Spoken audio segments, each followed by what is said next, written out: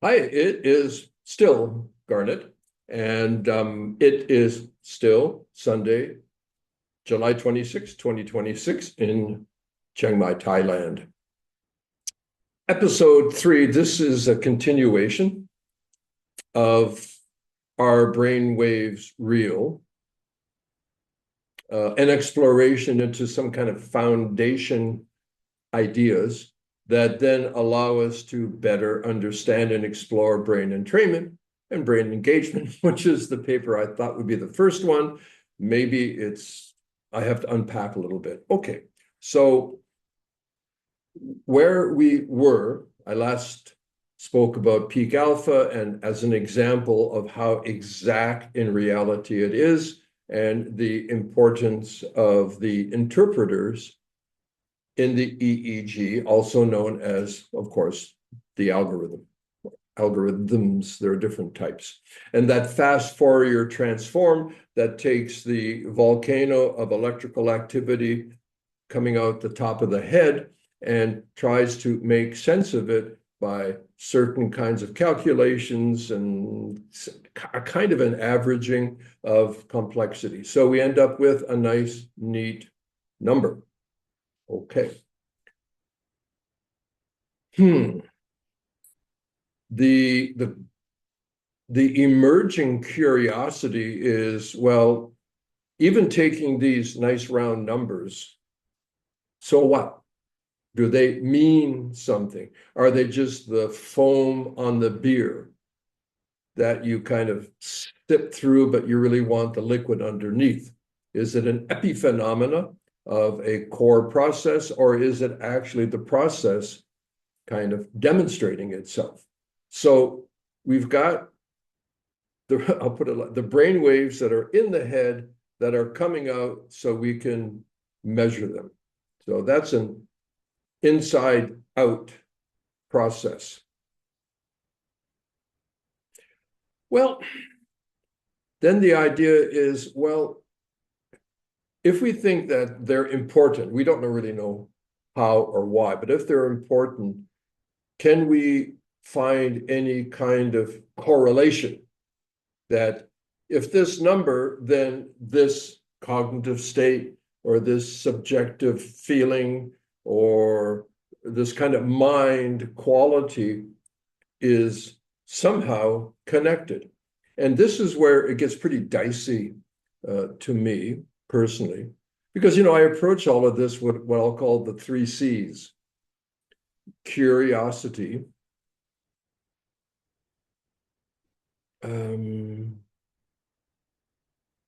concern, I think. And there's another C, I forget it. Yeah. It's very intriguing to me, this idea of coming to a decision, and a famous quote or advice is correlation does not assume causation. If you go outside and there are a lot of people walking around with umbrellas and then it rains, you could say people with umbrellas cause rain. Well, no, or at least I don't think so. But there's a correlation, and the correlation usually is evidence of some kind of level of hidden information that may not be obvious. So to say that, oh, delta means, you're deep sleep, or theta means you're dreamy, or alpha means you're calm and clear, and beta low means that you're in cognition, high beta means that you're anxious, low high gamma means that your networks. These things are just commonplace all over, in academia, but also mostly these days in commercial claims and processes. So do we know that a certain, especially because it's mathematically clean, right, that a precise frequency causes, and that's the critical thing. Is that a cause of a state of mind? Is it somehow correlated, or is it a coincidence?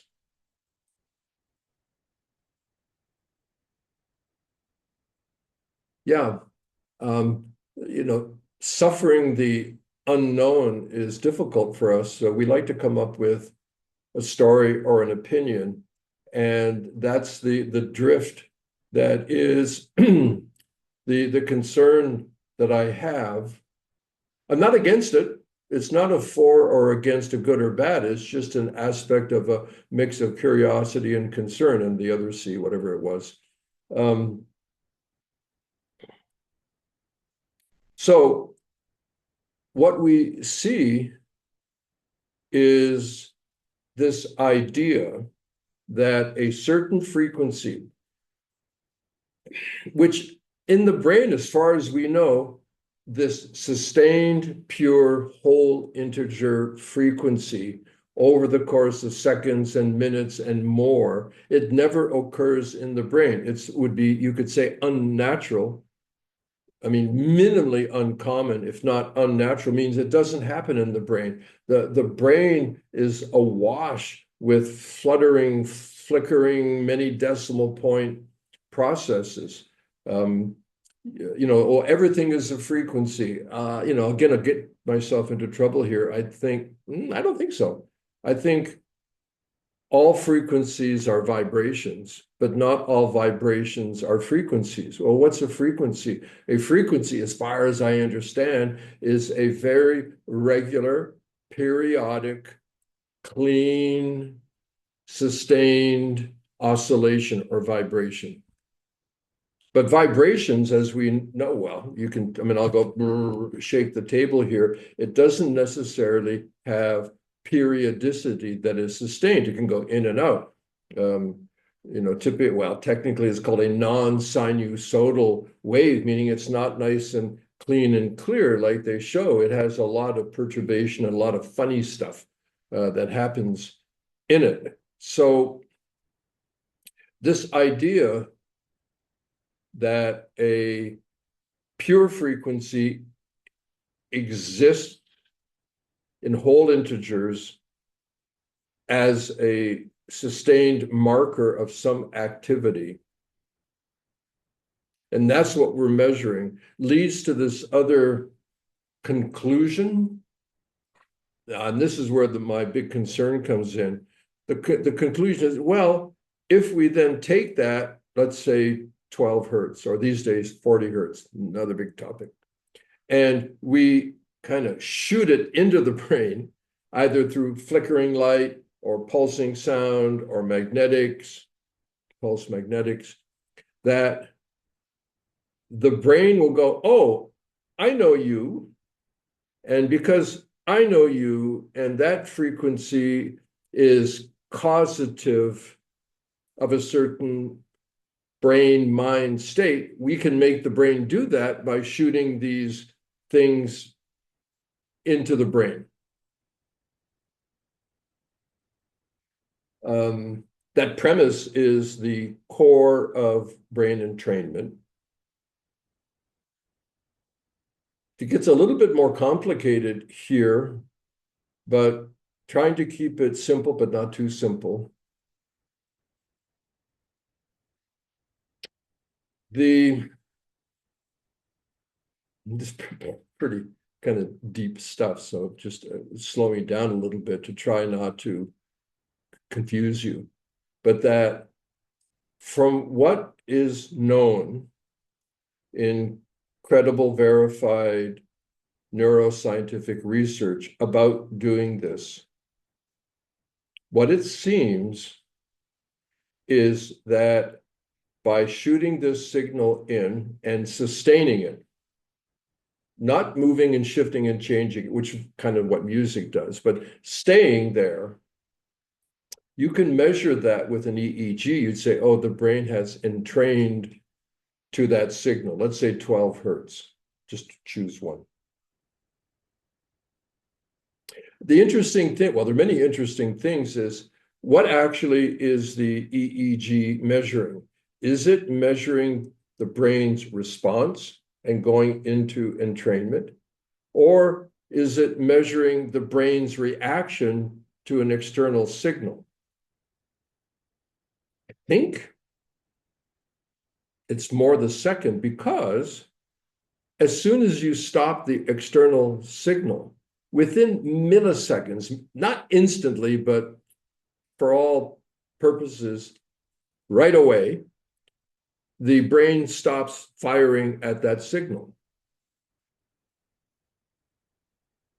So that gives me curiosity. Okay. Sideways a little bit, but it relates. There are, everybody loves acronym these days. There is ASSR.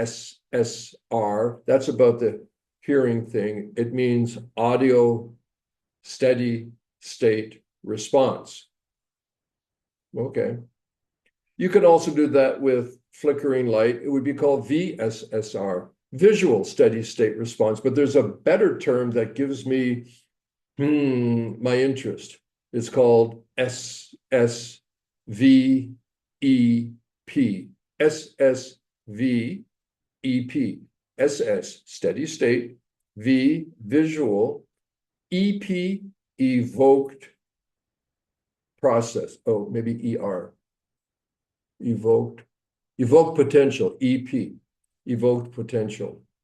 So what that makes me think is that the brain is reacting not in a response of entrainment where the brain goes, oh, I know what you mean. I can do that.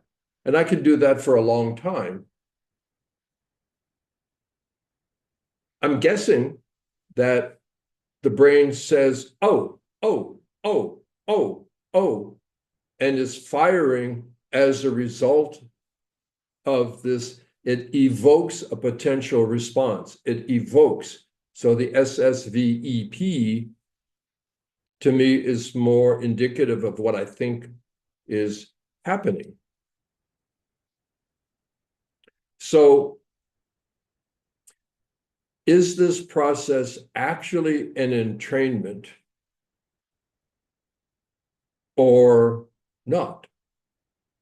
I guess it depends on how you define entrainment. In this case, I would say that the brain appears to have a neurological reaction to this sustained and repeated, take a rest by calling it unnatural or almost artificial, but this repeated thing. And as long as it's like poke, poke, poke, poke, poke, poke, poke, poke, poke, poking, the nerves will fire. Not because they've learned something, not because they're responding as much as it's a kind of a reflex reaction to an intrusive signal. I don't know. So